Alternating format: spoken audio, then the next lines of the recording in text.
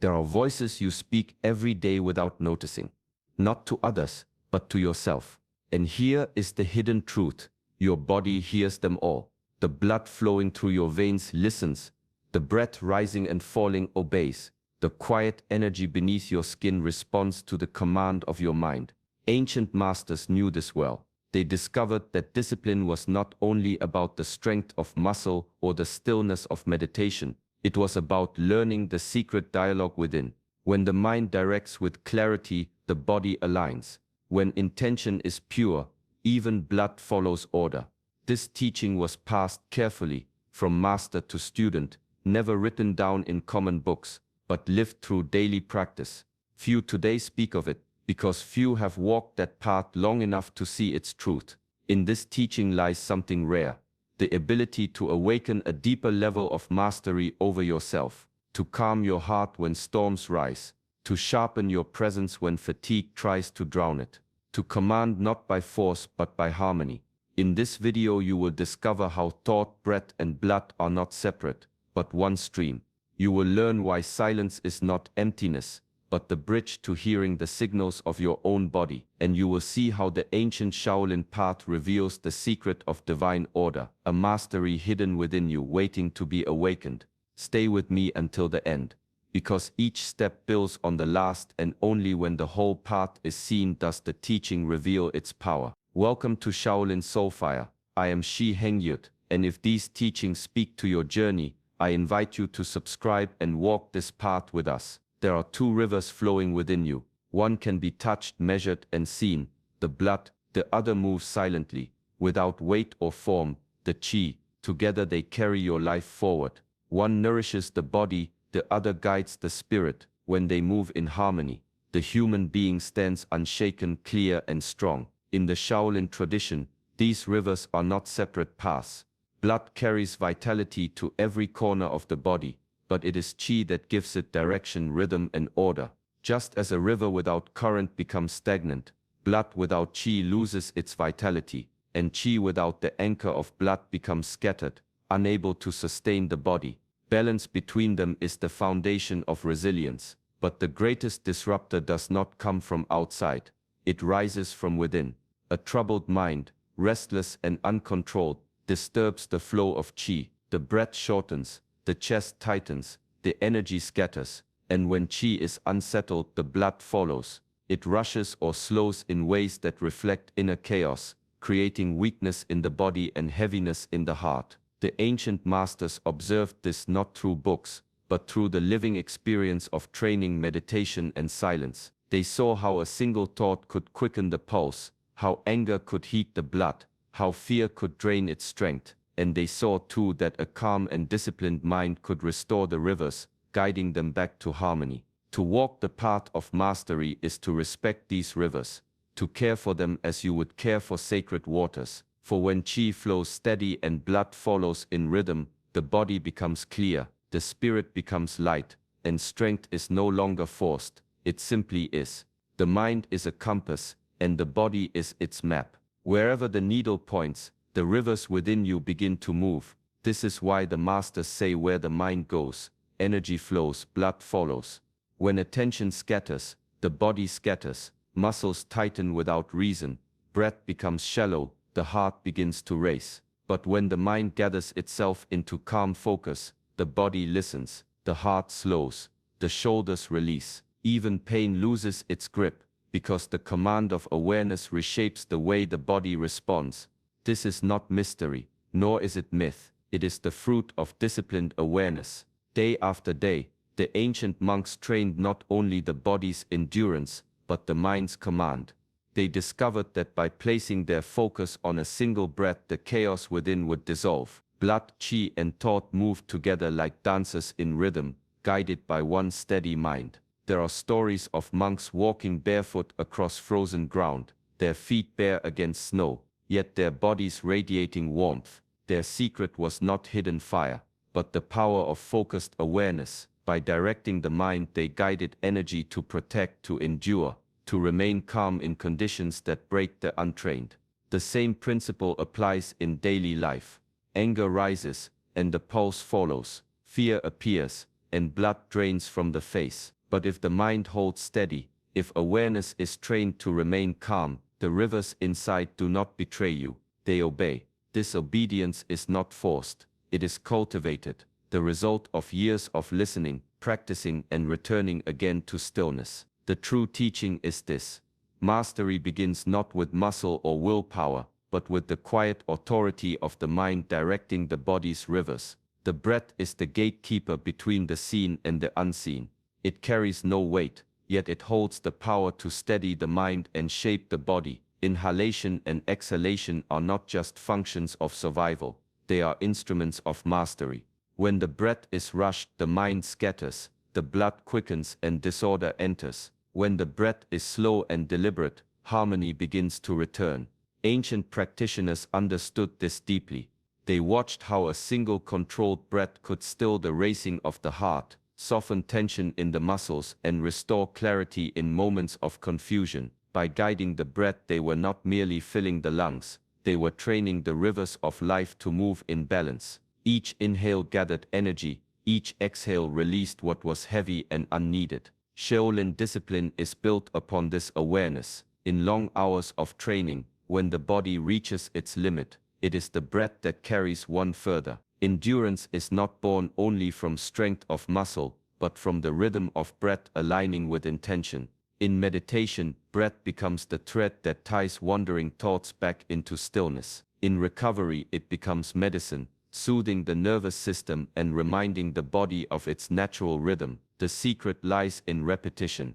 To breathe with awareness is not a technique practiced once, but a discipline carried through every moment. Walking, standing, sitting, resting. Over time, the body begins to trust this rhythm. The blood follows its calm beat. The mind finds clarity and endurance no longer feels forced. Through the breath, the mind and body are no longer two separate realms. They become one, moving in unison, flowing as a single river that reflects both strength and serenity. To speak to the blood is not to shout commands within yourself. It is not force, not struggle. It is the quiet training of thought, repeated until it becomes the natural language of the body. Thoughts are like ripples on the surface of a pond. At first they are scattered, restless, disturbed by every wind, but with practice they begin to settle, and when the surface is calm, the reflection becomes clear. This is the essence of discipline, not a single act of strength,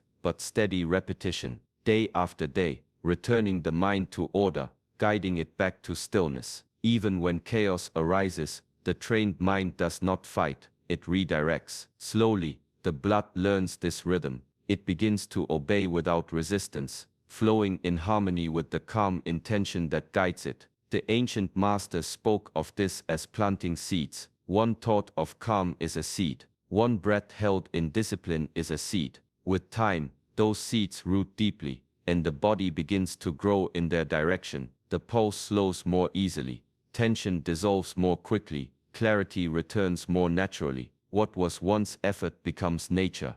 To those who only test it once, the teaching seems like myth, but to those who repeat it daily, it becomes law. Just as rivers carve stone not through force, but through persistence, the body is shaped by the constant return of thought to order. Over years of practice, this law becomes so deeply written within that the body responds before the mind even speaks. Calm rises without command. Strength holds without tension. The blood has learned the language of discipline, and it obeys as naturally as water flowing downhill. Silence is often feared because it feels like nothing. Yet in truth, silence is the place where everything becomes visible. It is not absence, but depth. In the stillness, the subtle voice of the body rises. The heartbeat that was hidden beneath noise is heard. The rhythm of breath, the flow of energy, the quiet pulse of blood, these become clear when all distractions fade. For those who train in the old ways,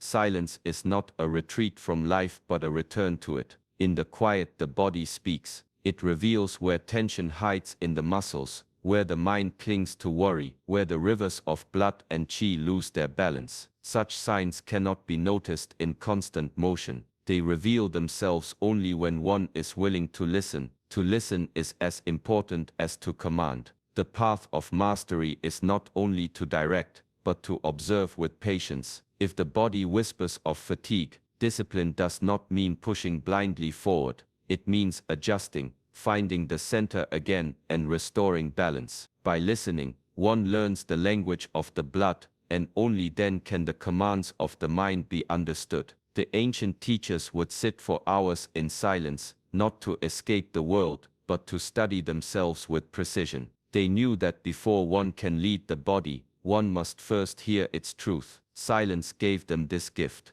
the ability to hear the rivers within, and to guide them back into order. In this way, silence becomes a teacher. It shows that inner dialogue is always present, always shaping the body's response. To listen deeply is to walk closer to harmony, for only in hearing can true guidance begin. True mastery does not live only in stillness, nor only in movement. It is found in the space where the two meet. Shaolin wisdom teaches that meditation and action are not separate paths, but two halves of the same whole. One prepares, the other proves. One aligns, the other tests. Without balance, the practice remains incomplete. In meditation, the rivers of blood and qi are guided into harmony. Breath becomes steady, the mind clears, the body remembers its natural rhythm. This is the ground where order is built, but harmony found in stillness must be carried into life, or it remains fragile. That is why movement is essential. When the body rises to train, when challenges press against endurance, when the heart races under strain,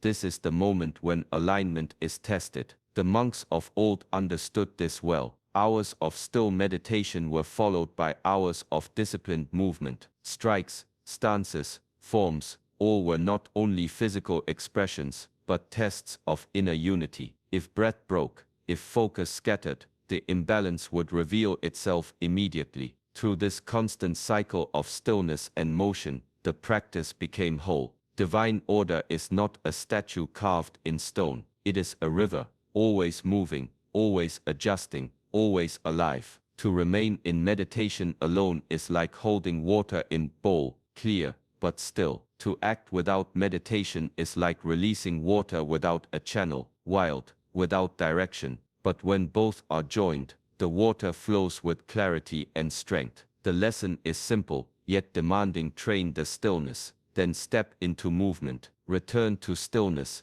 then move again. Through this rhythm, mastery is not just experienced, it is lived in every breath, every step, every moment of being. The body is not blind to the quality of intention. It knows when the mind is divided, when emotions run wild, when desires pull in many directions at once. In such states, the rivers within lose their order. Blood quickens under anger, scatters under fear, and burns under craving. The body reflects the confusion of the mind, carrying it through every heartbeat and every breath. But when intention is pure, uncluttered, and steady, the body listens differently. Each cell responds as if receiving clear instructions. The pulse steadies, the breath deepens, the energy flows without resistance. Harmony begins to spread quietly, not because of force, but because clarity guides it. The ancients taught that the mind is like a ruler,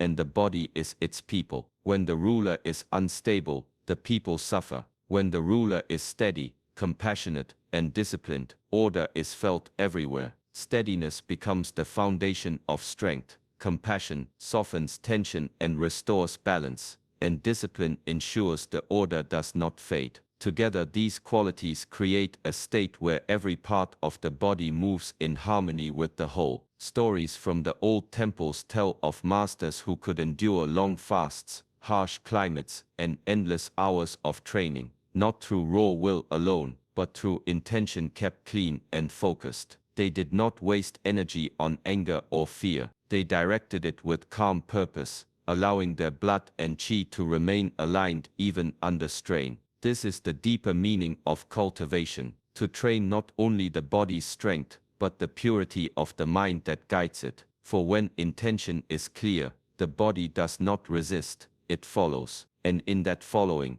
harmony is born in every breath, every movement, every cell. The path of mastery rarely offers quick rewards. At first, the changes are so subtle they can be missed. A breath held a little longer, a heartbeat calming a little faster, a thought returning to stillness with less effort. These moments seem small, yet they are signs that the rivers within are beginning to listen. Results come slowly, then suddenly. One day the shift is so clear it feels as though it appeared overnight, though in truth it was shaped by countless days of steady practice. The ancients often compared this to water carving stone. No single drop can cut through rock, yet the endless rhythm of falling water shapes valleys, smooths edges, and opens great paths. So it is with discipline. Every day the mind returns to clarity. Every day the breath is guided. Every day the blood learns the language of calm. Over time, what seemed unmovable begins to yield. Consistency is the teacher. Trust is the bridge. The body does not obey through force, but through repetition that proves reliability. When the mind speaks with steadiness, day after day, the body comes to trust those commands. Slowly the pulse answers without resistance. The breath aligns without struggle, and the rivers within follow as though guided by natural law.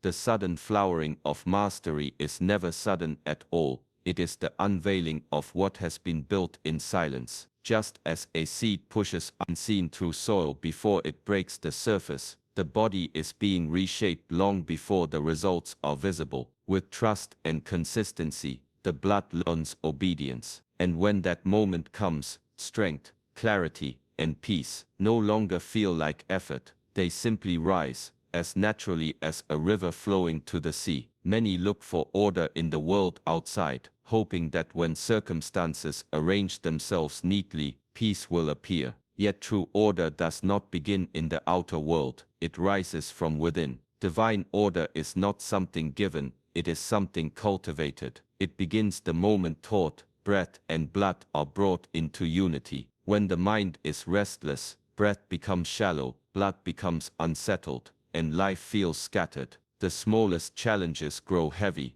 and the world seems filled with conflict. But when thought steadies, breath follows, and the rivers of blood take on that same rhythm. In that alignment, chaos dissolves. The storm outside may continue, yet within there is calm, as if standing in the eye of the hurricane. The ancient path of training was not only about strength of body, it was about creating this inner unity, so that the practitioner carried order wherever they went. A master who could still the mind with a single breath carried a strength no blade could cut. His life was not dictated by chance, but by discipline, harmony, and purpose. In unity, every action becomes deliberate, words are chosen with care, movements flow without waste, energy is preserved, not scattered, purpose shines not as something far away, but as a quiet presence in each moment. This is what the ancients called divine order,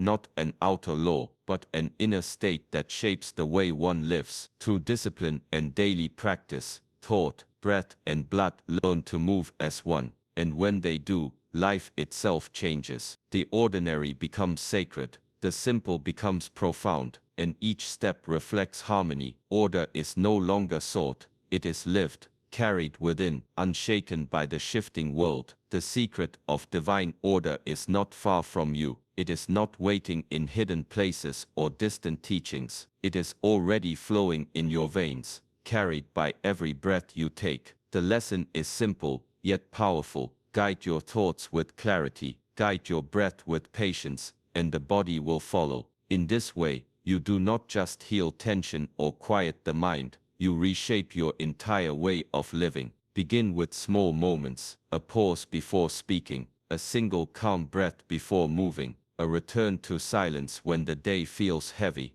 These small acts train the rivers within to obey harmony rather than chaos. Over time, this practice becomes natural, and life itself begins to reflect discipline, balance, and peace. True mastery is not about control over others, but unity within yourself. When thought, breath, and blood move together, you no longer chase order, you become it. And from that unity, every step, every choice, and every action carries the weight of presence. Carry this wisdom into your daily life, and let each moment be a chance to align the rivers within. In doing so, you walk closer to divine order, not as an idea, but as a living truth. If these teachings have spoken to you, I invite you to support this path by liking this video and subscribing to our channel, Shaolin Soulfire. May your steps be steady, your breath be calm, and your life flow in harmony